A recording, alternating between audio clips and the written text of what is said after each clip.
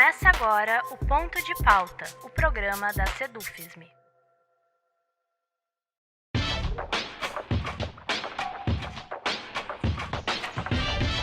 Nesse mês de novembro, mês da consciência negra, discutimos aqui no Ponto de Pauta questões que se encontram dentro da amplitude do debate racial.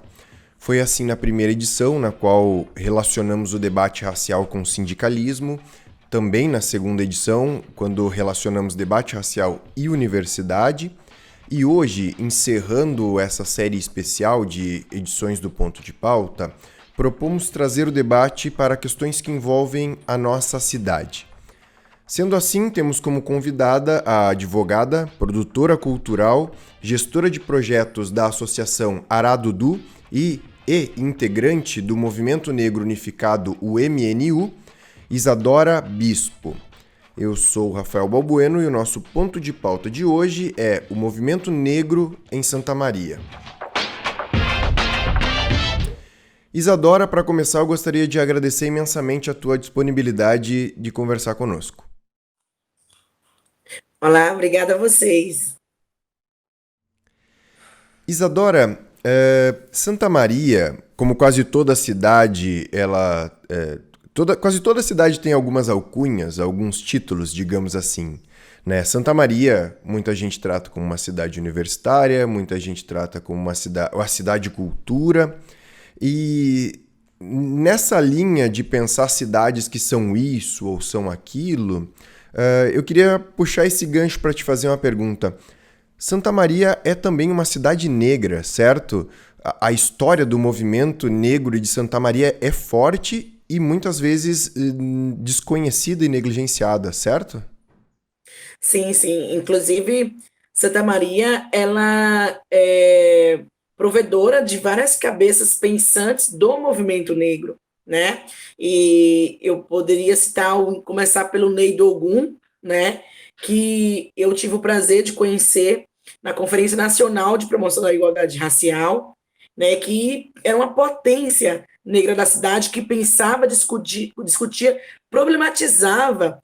Nós temos a própria professora Maria Rita Pir, né, que está como vereadora também, uma professora doutora. Nós temos pessoas, inclusive, que não, de repente, não estão dentro da academia, mas estão dentro das comunidades como grandes potências do movimento negro, né? E é interessante falar de Santa Maria com relação ao movimento negro, e eu me lembro que as conferências que aconteciam, tantas municipais, regionais e estaduais, o que saía de Santa Maria de produção dava uma linha, não só no estado do Rio Grande do Sul, como uma linha de pensamento a título nacional das problematizações do que passa a população negra.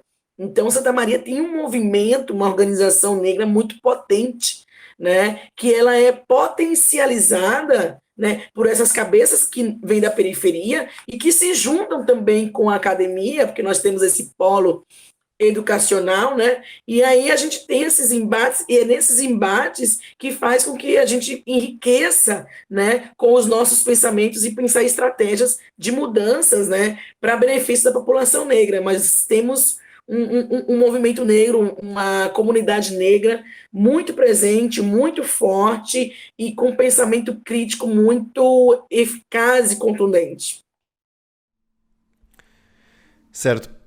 Para além das figuras, como tu citaste agora, algumas delas, o Ney Dogum, a professora e vereadora Maria Rita Pidutra, eu acho que um bom fio para falar da história negra de Santa Maria e também para destacar o quanto essa história muitas vezes é negligenciada e deixada de lado, são os locais históricos da cidade que têm relação com a história negra.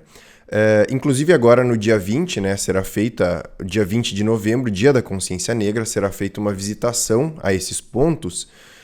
Quando esse programa for ao ar, as atividades do dia 20 já terão ocorrido, mas eu gostaria de te convidar a comentar sobre alguns desses pontos negros da cidade, quais são eles, um pouco da história e como se dá o trabalho de resgate histórico desses locais, tendo em vista que como são locais da cidade, literalmente, muitas vezes, se passa por eles e não se tem ideia do peso e da importância que eles têm, especialmente na história negra da cidade. Fazendo até uma correção agora que não saiu, mas eu acho que vai dar tempo da edição, que nós mudamos e vai ter uma exposição dos pontos de memórias negras na Saldanha Marinho, né, no dia 20, porque a trilha, infelizmente, por questões técnicas, não vai ser possível de acontecer. Mas nós temos um guia, que é um projeto da professora Giane Escobar, que ela fala de 9 pontos de memórias de Santa Maria. Eu não vou ter como falar todos aqui, mas nós temos principalmente aquele olhado que nós temos o Museu 13 de Maio, né, que começaram ali com os ferroviários, né, que criaram esse espaço de lazer e se torna um clube negro, né, um clube que, infelizmente, ainda há pouquíssimo tempo nós tínhamos o apartheid, que pessoas negras elas não entravam em espaços de pessoas não negras, e nós temos o Museu 13 de Maio como ponto de memória, nós temos o Clube União Familiar, que também é um outro ponto de memória, e nós temos o próprio bairro do Rosário, que ele é uma referência, né, histórica das famílias negras de Santa Maria. Né? Então, quando nós falamos de local e de início da população negra de Santa Maria, a gente deve sim se remeter ao bairro do Rosário, que nós entendemos ser um ponto, ele como todo, de memória da população negra. Então, esse projeto da professora Giane Escobar, como nós não temos como fazer toda a trilha, nós vamos levar, né, a ONG Igualdade está responsável por isso, nós vamos levar os banners para a praça, mostrando quais são esses pontos e quais são as suas histórias de pessoas negras, de personalidades negras, e que tiveram influências nesses locais e aconteceram marcos da cultura negra em Santa Maria. Perfeito. E se nós falamos até agora sobre um pouco da história do movimento negro de Santa Maria, eu gostaria de te perguntar, por óbvio, sobre racismo em Santa Maria. Eu sei que o debate sobre racismo é um debate bastante complexo no sentido que conceitos como o do racismo estrutural, eles mostram que o racismo não se resume a um ato em si, certo? Então, mas ainda assim eu gostaria de te perguntar se o racismo em Santa Maria ele tem peculiaridades, como ele se manifesta, como o movimento negro vê também o racismo dentro da nossa cidade. Ele se manifesta de várias maneiras, tanto de forma direta, como aconteceu com o Ney Dogum alguns anos atrás, ao entrar numa padaria, né, ele ser surpreendido pela polícia, e alguém falou que teria alguém que estava com intenções de roubar. E ele era o único negro, então quem ia roubar no pensamento da sociedade era o negro. E o Ney foi abordado de uma forma bem truculenta. Isso eu falo de um racismo direto. Nós temos o racismo sutil, que as pessoas falam, se dizem antirracista, só que as suas práticas, elas não são antirracistas. Por exemplo, se nós pegarmos um comércio hoje de Santa Maria, onde tem várias pessoas falando de ser antirracistas, onde é que estão os negros trabalhadores? Né? E ainda eu não vejo isso. Né? É quando nós vamos para a fila de emprego e nós vamos ver as estatísticas de Santa Maria, a nossa população negra ela ocupa muito pouco espaço ainda, diante do número de negras e negros que tem em Santa Maria. E se nós falamos do racismo velado, do racismo estrutural, né? E isso vai cercear todas as esferas, dentro das religiões também. As religiões de matriz africana, né, elas são as únicas que têm seus templos invadidos pela polícia, pela fiscalização, que de forma truculenta não sequer nem quer respeitar e saber a história dessas pessoas. E não é só uma questão de religiosidade, sim, racismo religioso, porque tudo que vem do negro, da população negra, foi perseguido, né? Foi colocado como uma questão ruim. Então, em Santa Maria especificamente, eu como advogada, tenho trabalhado, né, e junto com o Movimento Negro Unificado, para a gente combater esse tipo de racismo também, que desconsidera as histórias, desconsidera esses patrimônios negros, e aí não tem o respeito para com isso. E nós temos essa forma de racismo velado, que com a proposta, a fala repetida, todos somos iguais perante a lei, tudo, mas eu estou falando de prática. E prática, infelizmente, Santa Maria tem que avançar, porque ainda nós não estamos nos vendo nos cenários. Ok, Isadora, bom, eu queria falar um pouco agora sobre a atualidade do movimento negro em Santa Maria. Hoje são diversas entidades ligadas à luta da população negra, promovendo uma série de atividades o ano todo, certo? Além disso, tem o Movimento Negro Unificado, agora tem a criação do Fórum de Entidades Negras, certo? Então, eu gostaria de te perguntar como se organiza a luta do movimento negro em Santa Maria nesse momento e quais são os principais debates postos em nível municipal e que jogam a ação para o próximo período. Quais são os principais focos, como se organiza nesse momento e quais são os principais focos de ação nesse momento também? É importante lembrar, quando a gente está falando de MNU, Movimento Negro Unificado, o Movimento Negro Unificado ele é uma organização nacional que tem regimento, tem estatuto próprio, e o MNU tem 43 anos. Negras e negros do Brasil consideram o MNU como uma entidade mãe, né, e política, do sentido de articulação, né, da presença do negro na sociedade. Nós discutimos políticas públicas. Então, o MNU ele não tem a atuação tal qual uma ONG. Né? O MNU, o debate dele é político, é trazer o pensamento crítico e provocá-lo. Tá? Dito isso, o MNU ele se espalha em várias entidades, várias associações, vários coletivos, né? Por exemplo, eu faço parte do coletivo Aradudu, da Associação Aradudu, faço parte do coletivo de mulheres negras e sou membro do Movimento Negro Unificado, MNU. Aqui em Santa Maria, nós temos várias entidades e coletivos que se debruçam, como tu falaste, durante todo o ano, porque essa é a realidade da negritude. Nós não optamos em ser ou não militante. Quando se nasce negro no Brasil, você já nasce militando porque você tem que sobreviver.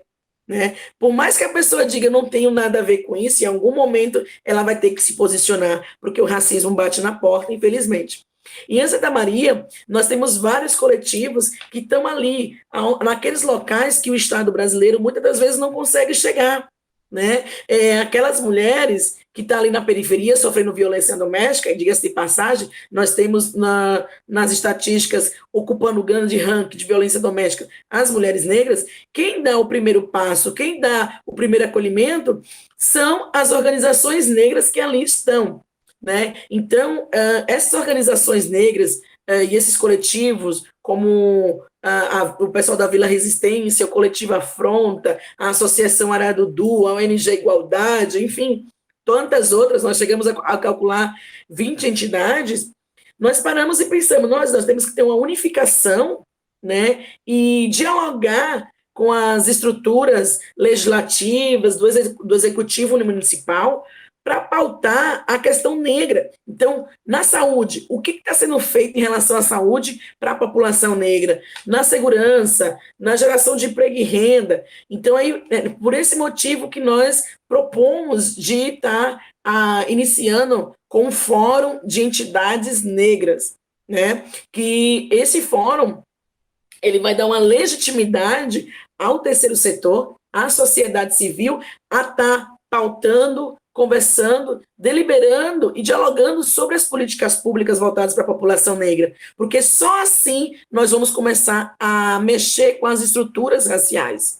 Só assim, não adianta a gente estar, lembrando que a gente está falando agora no mês de novembro, mas essas entidades, como tu falaste bem, trabalham o ano inteiro, né? E durante o ano inteiro, os órgãos também de bases de estruturas sociais, eles também têm que estar conectados com a questão racial, né? E eu trago muito forte essa questão da violência contra a mulher, porque nós temos na pirâmide social, na base dela, a população negra, e as mulheres negras, elas ocupam um espaço de lideranças e, ao mesmo tempo, elas ocupam a faixa de vulnerabilidades sociais, né? E é essa mulher também que a gente tem que estar olhando, tem que estar debruçando e discutindo, sim, machismo e racismo, né? Porque aí nós vamos ter dois problemas. Assim como a população LGBT tem a questão de toda a perseguição com a população LGBT, mas a população LGBT e negra, ela sofre um racismo e nós temos essa bomba relógio, né, que realmente prejudica as nossas cabeças, enfim. Então, essa ideia de juntar essas entidades é justamente para a gente estar mobilizando, né, e questionando e trazendo o seguinte: o que está sendo feito de fato para a população negra? Porque senão a gente não vai conseguir chegar a um pé de igualdade se a gente não mexer com as estruturas. Isadora, agora me encaminhando para o fim já, a articulação do movimento negro, eu estou falando em nível local, mas eu sinta-se à vontade também a expandir para nível estadual e federal. Ela encontra recepção na institucionalidade? Por exemplo, aqui em Santa Maria, a luta do movimento negro, ela é acolhida e impulsionada pela institucionalidade da Câmara de Vereadores, da Prefeitura, por exemplo? Ou existe, de certa forma, uma resistência? Como se dá essa relação entre o movimento e a institucionalidade? Olha só, nós buscamos sempre o diálogo, né? Nós temos apoio pontuais, por exemplo, agora nós estamos executando o novembro com apoio da Prefeitura, a Câmara de Vereadores, alguns vereadores também estão acolhendo algumas demandas do movimento negro, mas nós temos ainda que fazer uma formação e uma conscientização na nossa sociedade, e falando de consciência negra, né, da importância dessa população, porque ainda nós temos ainda pessoas com discursos racistas, né, maquiados, e ainda nós temos o pensamento, quando a gente fala do racismo estrutural, a gente está falando de questões também, para além das bases da estrutura de governo, a gente está falando do pensamento de pessoas, né? Pessoas que movimentam a máquina pública. E está intrínseco na sociedade brasileira o racismo, né? Porque nós temos o dado histórico da princesa Isabel, que ela, quando trouxe a abolição, ela não se preocupou de uma reparação para a população negra. A população negra foi para os morros, foi ocupar as periferias, e isso vem até hoje, né? E aí as pessoas trazem um discurso da meritocracia, mas a meritocracia com a população negra ela não vai acontecer. Por exemplo, eu sou a primeira filha da minha família a conseguir ter uma faculdade, um nível superior, né? Porque a minha família, ao invés, muitos dos meus irmãos, por exemplo, eles tinham que trabalhar desde cedo, né? Para poder ajudar a minha mãe, a nossa família, a se sustentar, a ter uma sobrevivência. As mulheres negras também, as mulheres não negras, enquanto elas lutavam por direitos sociais, as mulheres negras lutavam por direito à vida. Então, o que nós enfrentamos hoje, né, de dificuldade? O entendimento dessas pessoas que ocupam cargos do legislativo e do executivo, e isso desde uma recepção até lá o mais alto secretário, o mais alto escalão, que não tem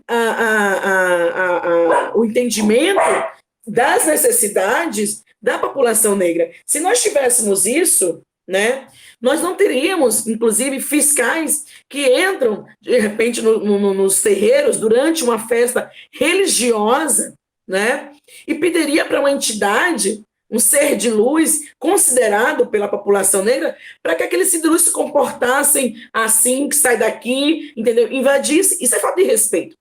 Mas essa falta de respeito ela está calcada no racismo. Então, a gente tem que começar a dialogar sobre isso. Iniciamos o MNU, ele é um movimento que se canaliza para isso, mas sim, nós estamos tentando juntar as entidades para nós nos fortalecermos, para quebrar essas estruturas aí racistas.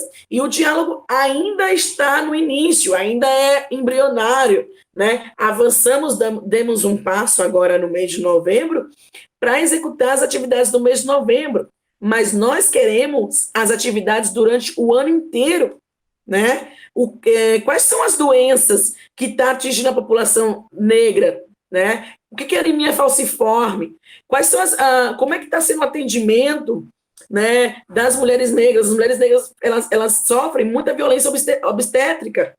Então, o poder público, o legislativo, eles têm que ter entendimento disso, e são todos os vereadores. Então, todos os vereadores que precisam fazer essa avaliação, precisam se debruçar no entendimento dessa diversidade de Brasil. E aí eu também falo aqui mais do que a população negra. Santa Maria também tem a população indígena, e a população cigana e a população quilombola. E ainda nós não estamos vendo essa frente desses povos ocupando, que tem que serem respeitados por suas culturas milenares.